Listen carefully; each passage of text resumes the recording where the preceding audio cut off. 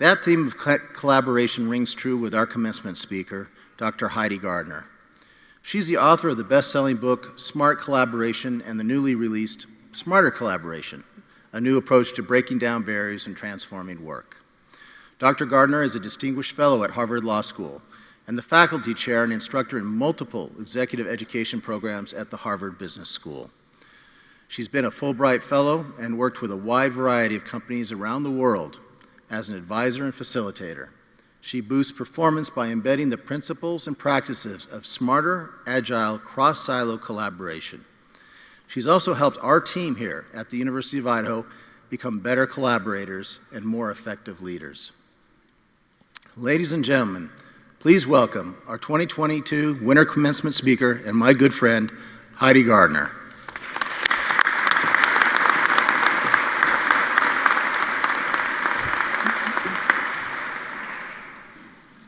Thank you for the warm welcome, President Green, and thank you to everyone here in the community for having me with you on this incredibly momentous occasion.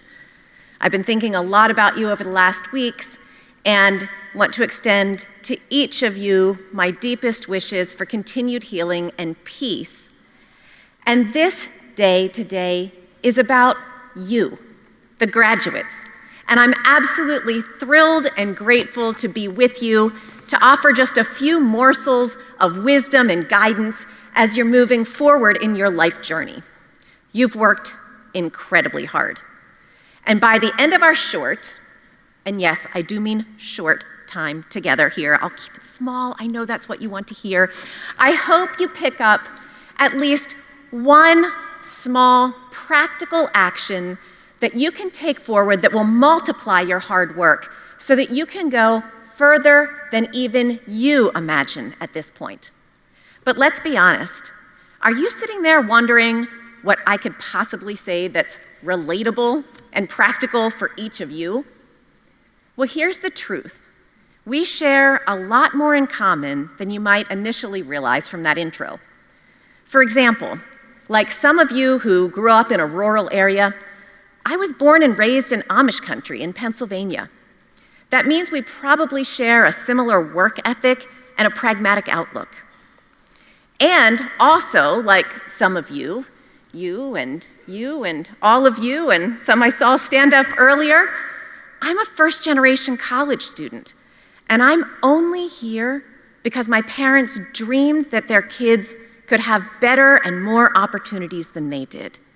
And then they sacrificed to make that happen. So I didn't take that lightly. I've always worked incredibly hard, and I've had some amazing experiences along the way, from working in the former East German educational system as a Fulbright Fellow to helping companies succeed in South Africa. And I'm incredibly grateful for my mentors along the way, and now my husband and 2 daughters for putting up with and supporting my crazy travel schedule and long work hours. Now, just a few minutes ago, you had the opportunity to stand up and acknowledge and thank the people who have been supporting you along the way. And congratulations, you've actually just practiced the important piece that will help to supercharge your work going forward. By the simple act of saying a heartfelt thank you, did you know you improve your own physical and mental health? And it inspires people around you, the people you've thanked, to be more generous and pro-social, and it strengthens relationships, which kickstarts a virtuous cycle. So, first piece of advice to you, practice gratitude every single day. Now, for some of you who are kind of looking at me like this, I'm watching you, okay? Because you think this sounds fluffy. But if that's what you're thinking, if you're a little skeptical about that piece of advice of practicing gratitude and all the benefits that comes to you, I'd encourage you to read the research. It's backed up by hard neuroscience, and it has been used to great effect in places like helping our country's soldiers who are suffering from and fighting back against PTSD. So don't tell those brave women and men that practicing gratitude is soft. Now, going back to what we do and don't have in common, Anybody here speak Japanese? I know at least one person here speaks Japanese. It's a weird thing for a girl who grew up in Amish country. I started studying Japanese when I was 16 years old. I'd won a place to study for a month or so at a state-sponsored summer school, and I fell in love with the language because it was the most foreign thing I'd ever heard.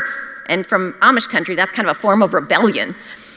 And I went on to be a Japanese major in college. Nihongo dekimasu. ICU to Kansai gaira ni benkyou shite imashita node. I wasn't perfectly fluent, but I could converse pretty easily and even read a newspaper. And these days, I'm lucky if I can order sushi without a grammatical mistake. And so people ask me, aren't you frustrated you spent so much time learning Japanese and you don't really use it anymore? Wasn't it a waste of time? No way. It allowed me to live with Japanese host families, participate in the culture, and make friends I could have never done without investing in learning a language. And to this day, those experiences help me empathize with people across very different cultures because I know what it's like to be an outsider. It also gives me courage to try really difficult things and not be afraid of making mistakes. So what? Well, here's my point to you. If you're curious or passionate about a topic or an idea, jump on it. You never know where it will lead. And learning is a lifelong adventure. No matter what you studied here on campus, I bet you're going to find that maybe it's not the content, but the way you learned to learn that will really make a difference. And think back to when you were 16 or younger. For some of you, that wasn't all that long ago. Were you super interested in some area, but then abandoned it to pursue a more quote-unquote realistic path? Let me tell you quickly about a really awesome person I just met while doing my research. She's a lawyer who told me, I've always been a gearhead. She said, I went to law school so that I could buy better cars. Well, that's a motivation. Now she leads her firm's global autonomous vehicles practice. And I think that's a brilliant example of how somebody took their grown-up profession and crafted it to deploy her passion. And she's great at it because she's authentic and because she really, really cares. So have you reflected on what makes you great? Passion's part of it. Hard work is part of it. And you also have some incredible strengths built of your unique life experiences and talents you've cultivated along the way. Keep reflecting and honing. The more you recognize your strengths and practice them, the more pronounced they'll become. Find out where you shine, and then run full blast with these superpowers. So that's my second piece of advice after practicing gratitude. Use your passion and your strengths to your advantage. But let's face it, today's problems are incredibly complex. And if you try to tackle them on your own, you're surely going to miss something important. No matter how smart or hardworking you are, you're never going to be great at everything. The liberating point is, you don't have to be. To do really important work, and by that, you need to team up with people who are really different from you. Let's think for a minute about innovation. Innovation kind of makes the world go round these days, right? And a lot of people get confused. They think innovation is the same thing as creativity. But creativity is about novel ideas, blue sky thinking, big crazy stuff, right? Yeah, but if that's all you've got, you're just left with a bunch of big crazy ideas. Innovation requires application. And to innovate, that means you need to take those big new ideas and turn them into something practical and useful. And the reality is, most of us are good at only one of those things. So let's do a quick thought experiment. All of you, I want you to think about which one sounds more like you. I'm going to describe two ways of thinking. Are you the big picture, complex thinker? You love abstract ideas? Do you see connections between unusual things? Or are you the person who asks, so what? How does that work? Who's going to get started? Do you take those big ideas and apply them and turn them into something concrete and usable? Both kinds of thinkers are absolutely essential for innovation. The problem is that those two types of thinkers rarely work well together. In fact, they often get on each other's nerves. You know, the big thinker says, "Oh, I'm so superior, I only think big thoughts." And the really concrete one goes, "Come on, dude, let's make it happen." Right? And that difference is just one of a zillion being a technical term, zillion kind of differences between people.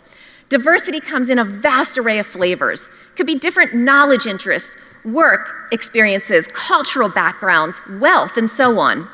And the thing is, human nature is such that we tend to gravitate towards people who are really similar to us. So if you want to really succeed, and that means tackling tough problems and creating breakthrough solutions, you need to get out of your comfort zone. You need to find people who are genuinely different than you, and here's the hard part, learn how to use healthy conflict to take advantage of those differences. For our new book, Smarter Collaboration, my co-author and I, we collected and analyzed millions of data records from organizations across the planet. And if you take a look at even the first chapter of that, you're going to see proof that people who operate like this, they deliberately work across silos and seek out and engage with people who are different from them. They are far more successful than people who operate in silos. But just surrounding yourself with people who think differently isn't enough. You need to learn how to stimulate and use what's called task conflict for a creative and constructive outcome. If you're in a group, find ways to challenge each other, debate ideas, and bring your unique point of view to bear. Have you ever been in a situation where you've had a really big argument with somebody about the ideas, and then afterward you walked off together and said, "Hey, that was cool, let's go grab a coffee or a beer or whatever," right? But too often that doesn't happen. We disagree and it turns personal. The crucial ingredients to preventing that debate from turning into interpersonal discord: trust and curiosity. When you start to disagree, make sure you're doing it with the right intentions. You're trying to pressure test concepts so that you come up with a far better solution than any of you could have done on your own. Tell the other person why you're being so tough on their ideas, and it's because you want to reach a better solution. You're not trying to make them look stupid. Gaining their trust is essential. The other angle is curiosity. When you have an allergic reaction to something that somebody's saying, rather than reject it or reject them or mock them, use it to spark curiosity. Ask yourself, why do they see the world so differently? What if you were to put those two sets of really different ideas together, and how could that be more powerful than either of you on your own? That's absolutely what we mean by the term smarter collaboration. It's knowing your strengths, having the courage to admit where you're not brilliant, finding people who complement you, and then embracing them because they're different from you. Okay, so let's do a quick recap. Here's what we're going to try to do. Pick one, only one. First thing, practice gratitude. It helps you build the kind of supportive network you need throughout life. 2, identify and use your passion and strengths. That's how you stay energized and make the biggest difference in the world. 3, team up with people who are really different than you. That's when your strengths shine and you become most powerful. And lastly, harness differences by building trust and fostering curiosity. Let me wrap up with a piece of advice we use in the opening of our new book. And I have to tell you this little bit because it only makes sense. My co-author on the new book is my husband.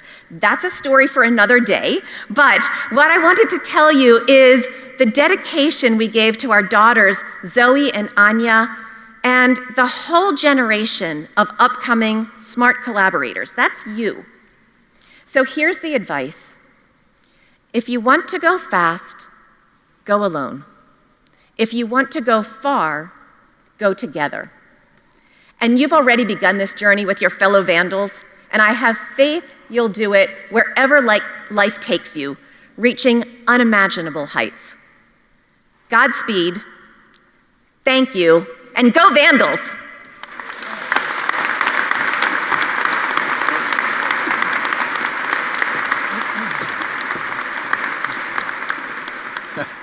Thank you, Heidi, and we appreciate you sharing your story and your wisdom with us today. As I mentioned, our whole leadership team is benefiting from her sage advice and counsel, and we're a better place for it. We're all works in process, but we're definitely a better place for it.